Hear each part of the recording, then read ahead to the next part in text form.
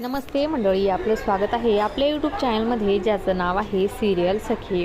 Star प्रवाहावरील घरोघरी मातीच्या चुली या मालिकेच्या पुढील येणाऱ्या भागामध्ये आपल्याला असं बघायला मिळणार आहे की शर्वरी आता विक्रमच्या खुनाच्या आरोपामध्ये ऐश्वर्याला अडकवते आणि म्हणते की असं घाणेरडं काम फक्त ही एकच बाई करू शकते आणि ती म्हणजे ऐश्वर्या.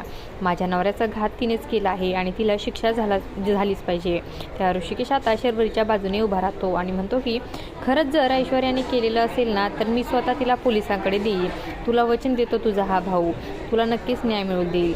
तर शर्वरी आता मनामधून खूपच खुश होते की ऐश्वर्याला आता शिक्षा होणार म्हणून. तर इकडे जानकी आता निर्दोष सारंगला आणि ऐश्वर्याला म्हणते की मला माहिती आहे की तुम्ही दोघेही निर्दोष आहात. हा गुन्हा तुम्ही केलेलाच नाही, त्यामुळे मी तुम्हाला शिक्षा होऊ देणार नाही.